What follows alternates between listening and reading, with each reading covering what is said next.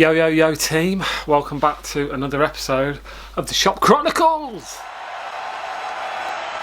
For the thousands in attendance and the millions watching around the world, ladies and gentlemen, let's get ready to rumble! So before I take you into the car and we hit the fruit and veg market, we're going to start launching things like the social media accounts this week, and they'll go out with the video, and we're really going to start to share what we do, the produce, how the fit out of the store and everything is going. So if you could like, subscribe, as I always ask, but share it if you can. If you're from the local community, it means so much if you could help us get the word out. On Facebook, it's at Smithton's. Check out the link below, I'll make sure that it's there for you. And on Instagram, it's at Smithton's Food Market, our full name. So if you could go and like and follow those channels.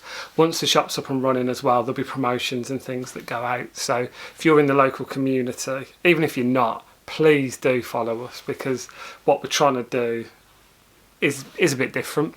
There are people out there that are creating environmentally sustainable shops, and there are food and farm markets, but we're really trying to bring that to people's doorsteps, and it's something we're really excited about, and the feedback we've had so far suggests that others are too. So if you could help us out by just kind of following and liking those social media channels, it'd be a massive help. But I will stop pushing now and I will get on with the video as normal. But as always, thanks guys. We're getting dangerously close now to this being real life. Got a few errands to run today. Got to go to the fruit and veg market.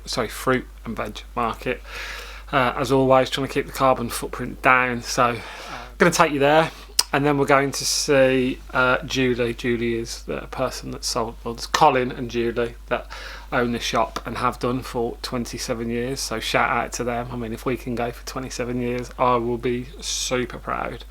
And actually, the shop closes tomorrow, which is a real shame.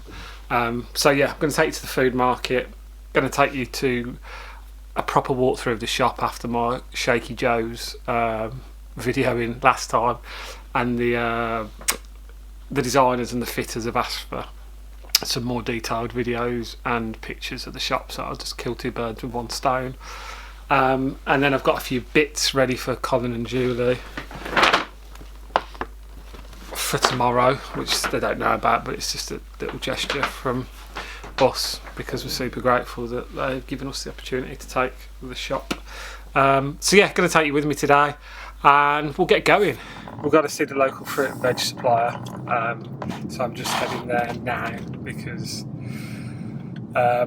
really finalising all the supply details and bottoming them out, the proper prices, and getting the final product list together, because we're only a few weeks away from taking over the premises.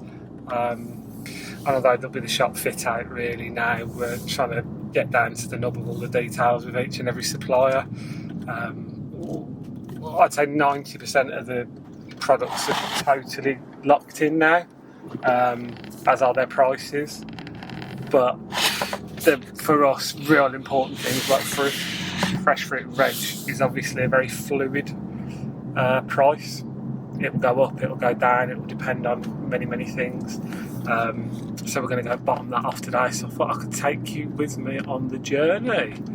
But where we're at currently is, as you know, exchange on the 1st. We've really just tied down all of the final elements of every part of the shop now, and just making sure things like this, potentially delays with things like the uniform. And how do you feel about having to wear a uniform? I think we can all see the sense of it. For hygiene. And it protects your nipples. And that, so just trying to push those through. Certain pieces of equipment are delayed, but we've given ourselves wiggle room in the build schedule. So everybody that we're dealing with, we've given them a date earlier than we actually need it, just to make sure that we've given ourselves a bit of wiggle room in the schedule and that. Oh my God, I can't believe it! So that any delays they might have doesn't delay us overall, because we've we want to be open in June. We want to be open as early as possible. We're pushing probably slightly too hard. We want to go a week earlier than is probably realistic, but if we keep pushing everyone in that direction, even if we overrun it ever so slightly, it's not going to drag on for weeks and weeks and months then. So yeah, that's where we are, and I'll catch you back up at the fruit and veg market in a bit. So we're at the fruit and veg market to agree the supply chain. We'll have a little butcher's round and I'll show you what's going on. This is the fruit and veg market.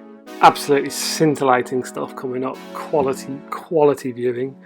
I just thought I'd give you a flavour of what it looked like. I know it sounds insane, but it didn't look like what I thought it was going to look like. So we aren't buying direct from the market. One of the guys there has 4, 5, 6 pitches, but they actually do wholesale and delivery to people like us. I'd mentioned in other videos there's many more tiers to fruit and vegetables than I ever thought humanly possible. And we're interested in the premium tier, so we've got a quite wide range, an expansive range of stuff that we want to offer.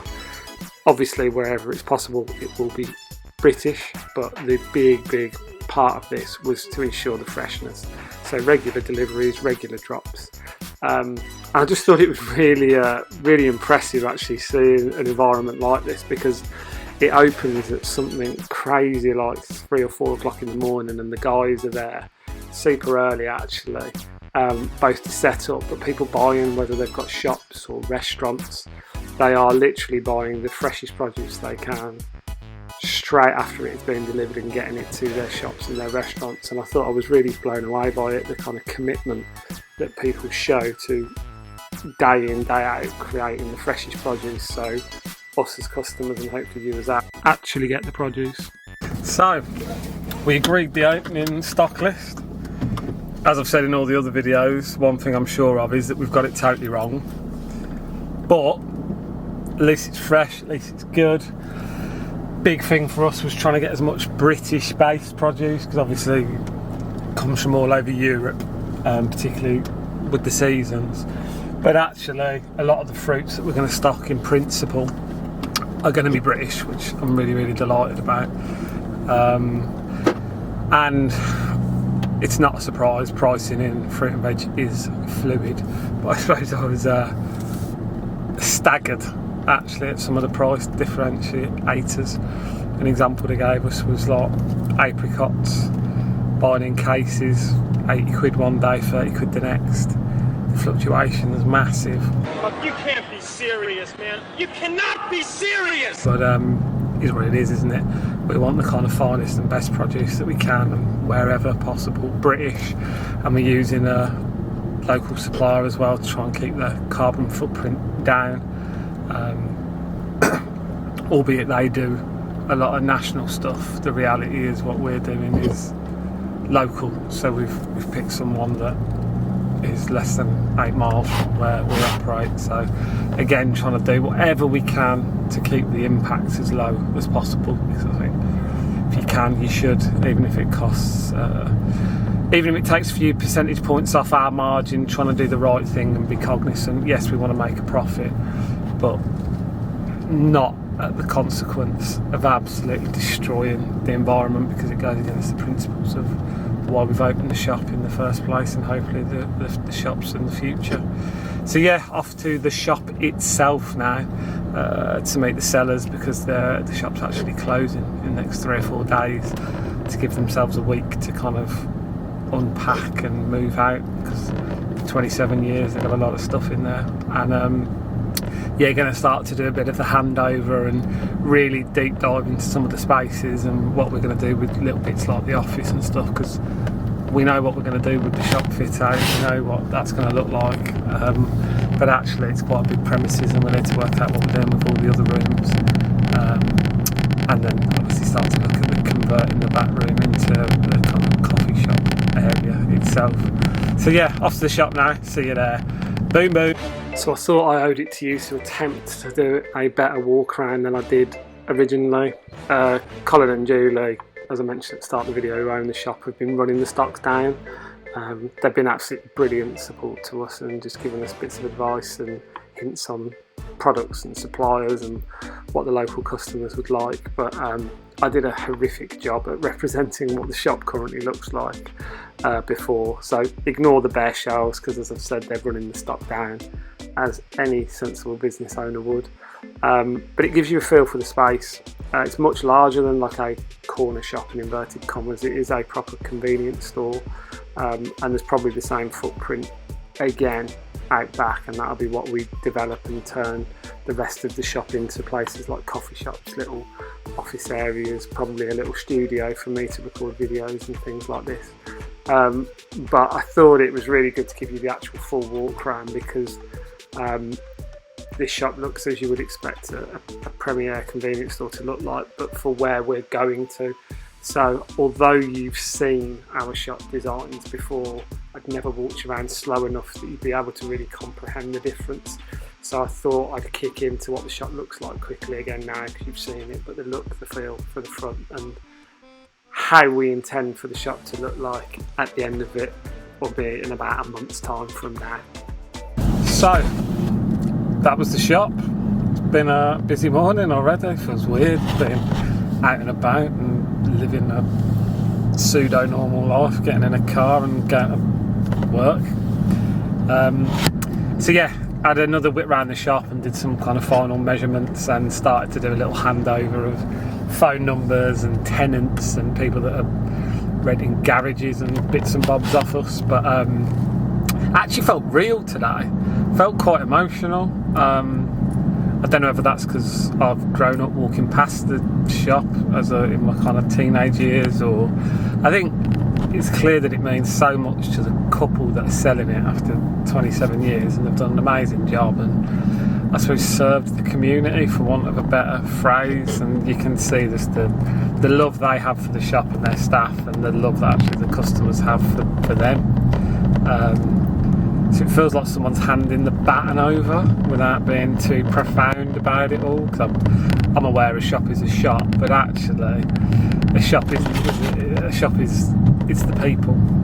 Yeah, our products will be different, and yeah, it will look different, but it is about the people at the end of the day. And I think it really brought it home today, just going in and seeing someone, going in and speaking to people that have put their lives into something, that have worked so hard to be kind of a pillar of the community, and just seeing people giving them gifts and bits and bobs, and just you can see that they've had much more impact on people than just being a shop. And hopefully we can do the same thing. But I'm going to drop in tomorrow and give them a little gift from me and my other half, as in my business partner, tomorrow, just as a little thank you from us, because I think why not? It's a nice thing to do, and I really hope that they come back and look at the shop and see what we've done with the old place, and then we'll take it from there. But that's it for today, really. That is only a short one with the shop chronicles, but as you can see, as the world starts to get a little bit more normal and we start to gather a little pace, we'll get the keys next Friday, but really start the following Monday, and then get the painting overalls on and start doing the back rooms ourselves, and let the professionals do the professional bit. And there is a website that is coming, but I'll update you as that goes live. It will be of a similar name, similar ilk, but that's also coming as well for those of you that want to check out what we're doing, the produce. And we will be running events and things in the shop. We are more than just a shop. We will be more than just a coffee shop. We want it to be part of the community. We want it to be part of your kind of social calendar, where you can come and hang out, do some cool stuff, and come to evenings and things that we're going to put on. So yeah, the website will be up soon, but I'll keep you posted with the progress on that. So hopefully, pretty interesting episode of the Shop Chronicles. Maybe it isn't. Hopefully it is. So yeah, we're going back to the shop next week, and really it's just buying more equipment and watching thousands of pounds slowly evaporate from the bank account after many years of earning that money. Now spending it all in the course of about 14 days.